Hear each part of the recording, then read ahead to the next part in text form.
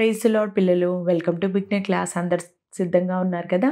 మనం ప్రార్థనతో lesson start చేసుకుందాం. అందరూ మోకరించి చేతులు జోడించి కళ్ళు మూసుకోండి. పరిశుద్ధ దేవానికి స్తోత్రం చెల్లిస్తున్నామయ్యా.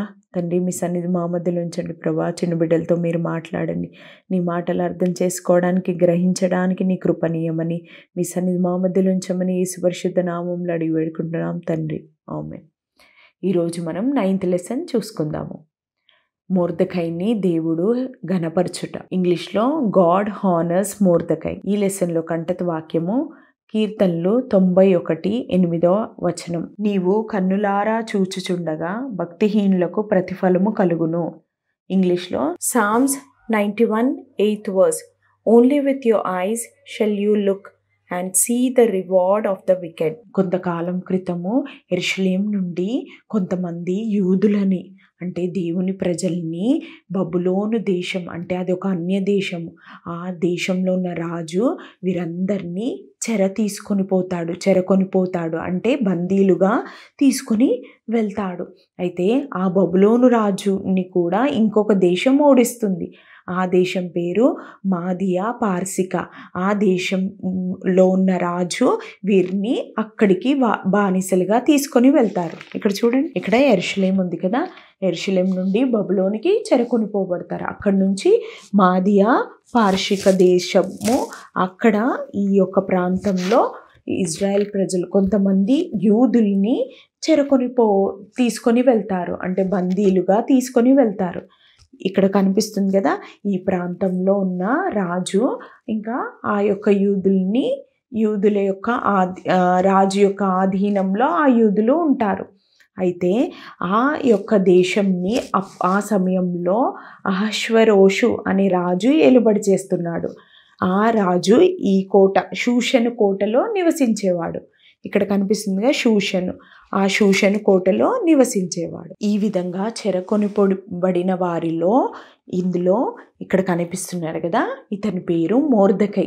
ఈ మొర్దెకై కూడా ఒక యూదుడు. అతను కూడా ఈ యొక్క అన్య దేశంలోనికి చెరకొనిపోబడతాడు. అయితే అక్కడ అతనితో పాటు అతని యొక్క చిన్ననాన్న కూతురైన ఎస్తేరు అతనితో పాటు ఉండేది. ఈమె యొక్క తల్లిదండ్రులు మరణించారు. ఆ తర్వాత మొర్దెకైకి వరుసకి చెల్లెలైనప్పటికీ ఒక కూతురులాగా ఆమెని అతను పెంచాడు. ఈమె ఎంతో సుందరంగా, ఎంతో విధేయత కలిగిన స్త్రీగా ఆమె మొర్దెకై దగ్గర పెరిగేది.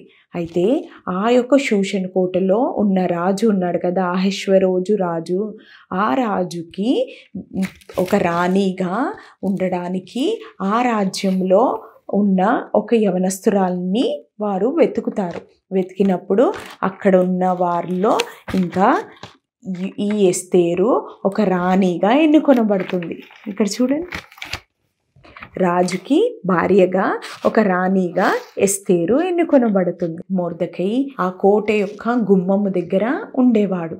అయితే ఒకరోజు ఆ కోట యొక్క గుమ్మం దగ్గర ఉన్నప్పుడు అతనికి అక్కడున్న 2 ద్వారపాలకులు, ఆ యొక్క ద్వారం దగ్గర ఉండే 2 వ్యక్తులు రాజుని చంపాలనుకుంటున్నారు అని ఆలోచన చేస్తారు. ఆ చంపడానికి ఆలోచన చేస్తూ ఉన్నప్పుడు ఈ మొర్దెకైకి ఆ విషయం తెలుస్తుంది. అప్పుడు తెలిసిన వెంటనే మొర్దెకై ఎస్తేరుకి ఈ విషయాన్ని తెలియజేస్తాడు. అప్పుడు ఎస్తేరు ఆ విషయం తెలుసుకొని రాజునకు చెప్పిన వెంటనే రాజు ఆ ఇద్దరికి మరణశిక్ష విధిస్తాడు.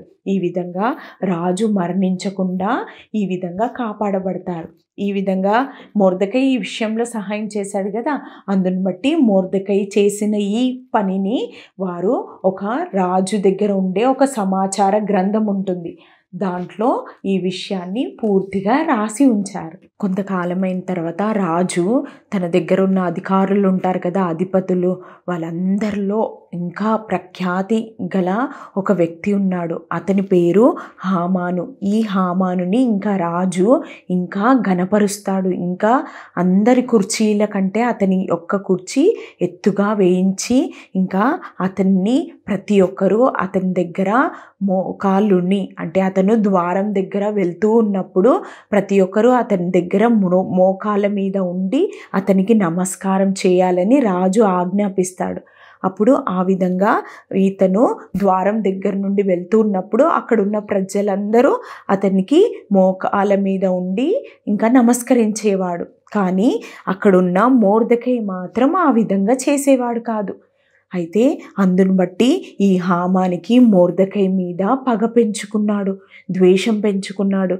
ఇంకా తర్వాత ఇంకా అక్కడున్న ప్రజలు, ద్వారం దగ్గర ఉన్న ప్రజలు ఉన్నారు కదా, ఆ మనుషులందరూ మొర్దెకైని నువ్వెందుకు రాజు యొక్క ఆజ్ఞకి లోబడడం లేదు, నువ్వు రాజు యొక్క ఆజ్ఞకి లోబడాలి అని వారందరూ చెప్తున్నప్పుడు అప్పుడు మొర్దెకై అంటాడు, నేను ఒక యూదుణ్ణి, నేను ఈ పని చేయజాలను అని చెప్తాడు. ఎందుకంటే అతను జీవం గల దేవుణ్ణి సేవిస్తున్నాడు కాబట్టి ఏ మనిషి వచ్చా సాగిలపడకూడదు, మొక్కకూడదని అతనికి తెలుసు. కాబట్టి ఆ విధంగా అతను ఆ యొక్క మనుష్యునికి మొక్కకుండా నమస్కరించకుండా నిలబడినాడు.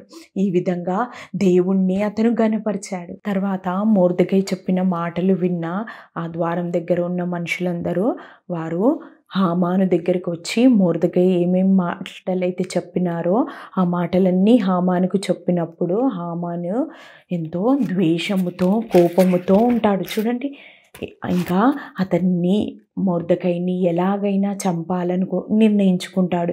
ఇంకా అంత మాత్రమే కాకుండా మొర్దెకై యూదుడు కదా, యూదుడైన మొర్దెకైయే కాకుండా అతని యొక్క వంశమును, అతని యొక్క జాతిలో ఉన్న ప్రజలందరినీ అంటే యూదులందరినీ కూడా చంపేయాలి ఏ విధంగానైనాను అని ఒక ప్లాన్ వేస్తాడు. ఇంకా ఆ ప్లాన్ ప్రకారము రాజు దగ్గరికి వెళ్ళి హామాను ఈ విధంగా చెప్తాడు. ఏమని అంటే, రాజా, మన రాజ్యంలో ఒక జాతి వాళ్ళు ఉన్నారు, వారు యూదులు, వారి వల్ల మనకి ఏ ప్రయోజనం లేదు, వారు మీ ఆజ్ఞకి లోబడేవారు కాదు, కాబట్టి వారిని ఎలాగైనా చంపేయిద్దాము, కాబట్టి మీ యొక్క ఖజానాలో నుంచి డబ్బుని తీసుకుంటాను అని చెప్పినప్పుడు అప్పుడు ఈ యొక్క రాజు అతని యొక్క ఉంగరాన్ని అంటే రాజముద్రాది ఆ యొక్క ఉంగరాన్ని హామానుకి ఇస్తాడు. ఇక్కడ చూడండి, అతని యొక్క ఉంగరాన్ని హామానికి ఇస్తాడు. ఇచ్చి నీకు నచ్చినట్లు చెయ్యి అని చెప్పి వెళ్ళిపోతాడు. అప్పుడు రాజుతో మాట్లాడిన వెంటనే హామాను ఎంతో ఇంకా దుష్టుడిగా ఉన్నాడు కదా, అతను ఏం చేశాడంటే అతను ఒక పత్రికని రాయించాడు. ఆ పత్రికలో ఏం రాయబడి ఉందంటే, చిన్న బిడ్డలు మొదలుకొని ముసలివారి వరకు యూదులందరూ కూడా చంపబడాలని ఈ విధంగా రాయిస్తాడు. రాయించి రాజముద్రని స్టాంప్గా ఇస్తాడు. అంటే ఇది రాజు యొక్క ఆజ్ఞ అని, దీనిని అందరూ పాటించాలని ఈ విధంగా పత్రిక అంతా రాజ్యం అంతటా పంచుతాడు. ఆ విధంగా అక్కడున్న యూదులందరికీ ఈ విషయం తెలిసిపోతుంది. తర్వాత మొర్దెకైకి కూడా ఈ విషయం తెలుస్తుంది. తెలిసినప్పుడు మొర్దెకై ఎంతో దుఃఖముతో తన బట్టల్ని చింపుకొని గోనె పట్ట కట్టుకొని ఎంతో దుఃఖిస్తాడు. అయితే ఈ విషయం ఎస్తేరుకి తెలుస్తుంది. ఇక్కడ చూడండి, ఈ విషయము ఎస్తేరుకి తెలిసిన వెంటనే ఎస్తేరు తన యొక్క సేవకులతోని కొత్త బట్టల్ని పంపించి మొర్దెకై, తన అన్నయ్య అయిన మొర్దెకై వేసుకోమని పంపిస్తుంది. అప్పుడు ఆ మొర్దెకై ఆ బట్టల్ని తీసుకోడు, నాకు వద్దు అని చెప్తాడు. తర్వాత మళ్ళీ ఈ సేవకుడు ఎస్తేరు దగ్గరికి వెళ్ళి ఆ విషయం చెప్పినప్పుడు ఎస్తేరు అసలు ఏం జరిగింది, ఎందుకు అలా దుఃఖంతో ఉన్నారని అడిగినప్పుడు అప్పుడు మొర్దెకై అతనికి పత్రికలో రాయబడిన విషయం అంతా తెలియజేస్తాడు. ఏమని, యూదుల్ని అందరినీ చంపమని ఆజ్ఞ వచ్చింది కదా, ఆ విషయంని తెలియజేస్తాడు. ఆ విషయం తెలియజేసిన వెంటనే అతను కూడా వెళ్ళి ఎస్తేరుకి ఈ విషయాన్ని తెలియజేస్తాడు. ఇంకా మొర్దెకై ఎస్తేరుతో ఏమని చెప్తాడంటే, నీవు వెళ్ళి రాజు దగ్గర ప్రజలందరి కొరకు విజ్ఞాపన చెయ్యు, అంటే మనవి చెయ్యు అని అడుగుతాడు. ఇంకా నీవు రాణిగా ఉండడానికి కారణం ఏమంటే ఈ ప్రజలందరినీ రక్షించడానికే ఈ సమయంలో నీవు రాణిగా అయ్యుండవచ్చేమో అని మొర్దెకై ఎస్తేరుతోని చెప్తాడు. తర్వాత ఎస్తేరు ధైర్యం తెచ్చుకొని ఇంకా యూదులందరినీ ఇంకా తను కూడా 3 దినాలు ఉపవాసం ఉండి ప్రార్థన చేయమని కోరుతుంది. ఎందుకంటే రాజు దగ్గరికి రాజు పిలవకుండా ఎవ్వరూ వెళ్ళకూడదు. అయితే రాణి వెళ్ళాలంటే రాజు పిలవాలి. కానీ ఇప్పుడు ఎస్తేరు ఆమె ఈ యొక్క పరిస్థితిని బట్టి రాజు దగ్గరికి వెళ్ళాలి కాబట్టి అందరూ 3 దినాలు ఉపవాసం ఉండి ప్రార్థన చేస్తారు. తర్వాత 3వ దినంన ఎస్తేరు రాజు దగ్గరికి వెళ్తుంది. అప్పుడు రాజు యొక్క దయ పొందుకుంటుంది. చూడండి, రాజదండము రాజు చూపించినప్పుడు ఆమెకి ఏ హాని జరగదు.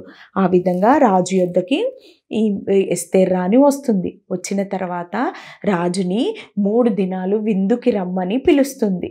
ఎందుకంటే ఆ సమయంలో జరిగిన విషయాలన్నీ అతనితో చెప్పడానికి ఎస్తేర్ రాణి రాజుకి విందుకు పిలుస్తుంది. అప్పుడు రాజు విందుకు వెళ్తాడు. ఒకరోజు రాజుకి సరిగ్గా నిద్ర పట్టడం లేదు. అయితే అక్కడున్న సేవకుల్ని పిలిచి రాజ సమాచార గ్రంథం అని ఒకటి ఉంటుంది. దాంట్లో అన్ని విషయాలు రాయబడి ఉంటుంది. ముందు జరిగిన విషయాలన్నీ ఆ యొక్క గ్రంథంలో రాయబడి ఉంటాయి. అయితే ఆ గ్రంథంని తీసుకొని రమ్మని అక్కడున్న సేవకులతో చెప్పినప్పుడు వారు తీసుకొని వచ్చి రాజుకి అక్కడ జరిగిన విషయాలు చదువుతూ ఉంటారు. అప్పుడు అందులో ఒక విషయాన్ని వాళ్ళు చదువుతారు. అదేంటంటే ముందు మొర్దెకై రాజుని ఏ విధంగా కాపాడాడో ఆ విషయం రాయబడి ఉంటుంది. అక్కడున్న ద్వారపాలకులు ఇద్దరు రాజుని చంపడానికి ప్లాన్ చేశారు కదా. అప్పుడు మొర్దెకై ఆ విషయాన్ని ఎస్తేరుకి చెప్తుంది. ఎస్తేరు రాజుకు చెప్తుంది. ఈ విధంగా రాజు యొక్క ప్రాణాలు మొర్దెకై ద్వారా కాపాడబడుతుంది. అయితే ఆ విషయం ఆ దాంట్లో రాయబడి ఉంటుంది. అప్పుడు రాజు ఏమని అంటాడంటే, రాజు అడుగుతాడు, ఆ మొర్దెకైకి ఏదైనా బహుమతి ఇవ్వబడిందా అని అడుగుతాడు. ఎందుకంటే రాజు యొక్క ప్రాణాలు కాపాడాడు కదా, అందుకు బహుమతి ఇవ్వబడాలి. అయితే అతనికి ఏదైనా బహుమతి ఇవ్వబడిందా అని అడిగినప్పుడు అతనికి ఏ బహుమతి కూడా ఇవ్వబడలేదు అని అక్కడున్న సేవకులు రాజుతో చెప్తారు. అదే సమయంలో హామాను రాజు యొద్దకు వస్తాడు. వచ్చిన వెంటనే రాజు ఒక ప్రశ్న వేస్తాడు. ఏంటంటే, హామాను, రాజు ఎవరినైనా ఘనపరచాలనుకుంటే వారిని ఏ విధంగా ఘనపరచవచ్చు అని అడుగుతాడు.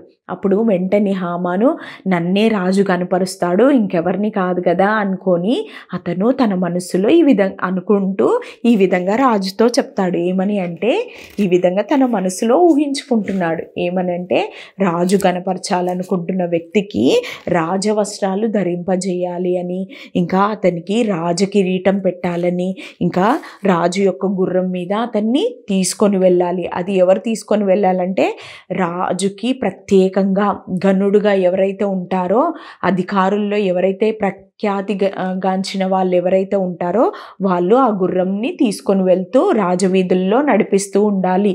ఇంకా అక్కడున్న వాళ్ళు ఈ విధంగా ప్రచారం చేయాలి. ఏమని అంటే, రాజు గణపరచాలనుకున్న వాళ్ళందరూ ఈ విధంగా చేయబడాలి అని వాళ్ళు ప్రచారం చేయాలి, కేకలు వేస్తూ అరుస్తూ ఉండాలి అని హామాను రాజుతో చెప్తాడు. అప్పుడు వెంటనే రాజు, అయితే సేమ్ అదే విధంగా నీవు మొర్దెకైకి చెయ్యు అని చెప్తాడు. అప్పుడు వెంటనే అతను చూడు అతను ఆలోచనలన్నీ తారుమారైపోయాయి కదా. చూడండి, అతను ఏమని చేయాలో కూడా అతనికి అర్థం కావట్లేదు.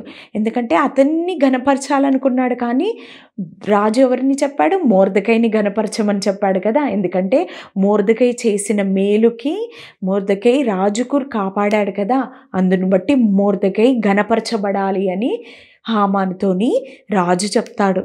అప్పుడు హామాను తల మీద బట్ట కప్పుకొని ఏడ్చుకుంటూ ఇంటికి వెళ్ళిపోతాడు. రాజు చెప్పినట్లుగానే హామాను ఈ విధంగా మొర్దెకైని హెచ్చింపబడినట్లుగా, ఘనపరచబడినట్లుగా మొర్దెకై ఆ గుర్రం మీద రాజవస్త్రములతో రాజకిరీటంతో వీధుల్లో హామాను తీసుకొని వెళ్తున్నాడు. చూడండి, దేవుడు మొర్దెకైని ఏ విధంగా హెచ్చించాడో. హామాను హెచ్చింపబడాలనుకున్నాడు, కానీ అతను తగ్గింపబడ్డాడు. ఇంకా మొర్దెకై హెచ్చింపబడ్డాడు. తర్వాత ఇంకా విందు ఏర్పాటు చేసింది కదా రాణి. ఆ విందులో ఇంకా హామాను రాజు అందరూ వచ్చినప్పుడు ఇంకా రాణి జరిగిన విషయాలన్నీ, మొర్దెకై మీద ఇతను చంపాలనుకున్న విషయము, ఇంకా యూదులందరినీ చంపాలనుకున్న విషయం అన్నీ కూడా ఎస్తేర్ రాణి రాజుతో చెప్తుంది. అప్పుడు రాజు ఈ విషయాలన్నీ తెలుసుకొని ఇంకా ఈ హామానికి మరణశిక్ష విధిస్తాడు. చూడండి, చివరికి హామాను మరణిస్తాడు. అతను మొర్దెకైని చంపాలనుకున్నాడు, కానీ చివరికి అతనే చనిపోయాడు. తర్వాత అహష్వేరోషు రాజు మొర్దెకైని ప్రధానమంత్రిగా నియమిస్తాడు. అంత మాత్రమే కాకుండా అతడు గొప్పవాడిగా ఉండి తన దేశస్థులలో చాలా మందికి ఇష్టడుగా ఉన్నాడు. చూడండి, మొర్దెకై ఎప్పుడైతే దేవునిని గనపరిచాడో దేవుడు అతనిని ఈ విధంగా హెచ్చించాడు. ఇంతవరకు లెసన్ మీకు అర్థమైందని నమ్ముచున్నాను. ఇప్పుడు కొన్ని విషయాలు మనం ఈ లెసన్ ద్వారా నేర్చుకుందాం. మొట్టమొదటి విషయం ఏంటంటే, మొర్దెకై నిజమైన జీవం గల దేవుణ్ణి ఆరాధించేవాడిగా ఉన్నాడు కదా. ఎటువంటి పరిస్థితుల్లో కూడా ఏ మనుషునికి కూడా అతను సాగిలపడేవాడిగా ఆయన లేడు. అదేవిధంగా మనం కూడా జీవం గల దేవుణ్ణి మనం సేవిస్తున్నామనే భయం మన జీవితంలో ఉండాలి. మనం నిజమైన దేవుణ్ణి సేవిస్తున్నాము కాబట్టి ఏ మనుష్యునికి కూడా మనం సాగిలపడకూడదు. ఏ ఒక్క విగ్రహానికి కూడా మనం సాగిలపడకూడదు. రెండో విషయం ఏంటంటే, దేవుణ్ణి ఘనపరచు వారిని ఆయన తప్పకుండా ఘనపరుస్తాడు. మనం ఎప్పుడైతే మన జీవితంలో అన్నిట్లో దేవునిని ఘనపరుస్తామో తప్పకుండా దేవుడు మనల్ని కూడా ఘనపరుస్తాడు. మనం చూసాం కదా, ఏ విధంగా అయితే మొర్దెకై అతను దేవుని బిడ్డగా, అంటే అతను యూదుడు కాబట్టి ఒక పాపము ఒక తప్పు చేయజాలను అని చెప్పాడు కదా. మన జీవితంలో కూడా అనేక పరిస్థితులు మన ముందు వచ్చినప్పటికీ మనం దేవుని బిడ్డలం కాబట్టి మనం ఏ తప్పు కూడా చేయకుండా నిలబడినప్పుడు మనను బట్టి దేవుడు ఘనపరచబడతాడు. మనల్ని బట్టి దేవుడి నామం మహిమపరచబడుతుంది. ఏ విధంగా అయితే హామాను మొర్దెకైని ఎన్నో విధాలుగా అతన్ని మరణానికి అంటే చంపడానికి చూశాడు. అతను చనిపోవడానికి ఎన్నో ప్రణాళికలు వేశాడు. అయినప్పటికీ దేవుడు అన్ని విషయాల్లో తారుమారు చేసి అతన్ని ఒక శత్రువే అతన్ని ఘనపరచులాగా చేశాడు కదా. చివరికి హామానే ఇంకా మొర్దెకైని ఘనపరుస్తూ రాజవీధుల్లో తీసుకొని వెళ్ళాడు. అదేవిధంగా మనం ప్రభు కొరకు నిలబడితే ప్రభు మన పక్షంగా నిలబడతాడు. అందుకే మన జీవితంలో ఎక్కడ కూడా మనము దేనికి భయపడకూడదు. దేవుని కొరకు మనం ధైర్యంగా నిలబడినప్పుడు మన పక్షంగా దేవుడు ఎల్లప్పుడూ మనకి తోడుగా ఉంటాడు. ఈ లెసన్ యాక్టివిటీ ఏంటంటే, మీరు ఈ విధంగా ఒక ప్యాలెస్ని చేయాలి. రాజభవనాన్ని ఈ విధంగా మీకు ఏ విధంగా వస్తుందో డ్రాయింగ్ కానీ కార్డ్బోర్డ్ మీద కలర్ పేపర్తోని అయినా మీరు చేయవచ్చు. ఒకవేళ తెలుగులో రాసినట్లయితే దాని మీద ఈ విధంగా రాయండి, దేవుణ్ణి ఘనపరచువాన్ని ఆయన ఘనపరుస్తాడు. ఇంగ్లీష్లో రాసినట్లయితే God honours those who honour him అని రాయండి. మనము ఇప్పుడు ప్రార్థనతో ఈ క్లాస్ని ముగించుకుందాం. అందరూ మోకరించి చేతులు జోడించి కళ్ళు మూసుకొని. పరిశుద్ధ దేవానికి స్తోత్రం చెల్లిస్తున్నామయ్యా. ఇంతవరకు మీ సన్నిధి మాకు తోడుగా ఉంచినందుకు వందనాలు ప్రభా. అవును ప్రభా, మా జీవితంలో ప్రభా, చిన్న బిడ్డల జీవితంలో ప్రభా ఎల్లప్పుడు నిన్ను ఘనపరిచేవారిగా, నీకు మొదటి స్థానం ఇచ్చేవారిగా ప్రభా, అన్ని విషయంలో నిన్ను హెచ్చించేవారిగా ఉండడానికి వారికి సహాయం చేయండి ప్రభా. మీరే జీవం గల దేవుడిని నిన్నే సేవించే బిడ్డలుగా మీరు సిద్ధపరచమని యేసు పరిశుద్ధ నామములో అడిగి వేడుకుంటున్నాము తండ్రి. ఆమేన్.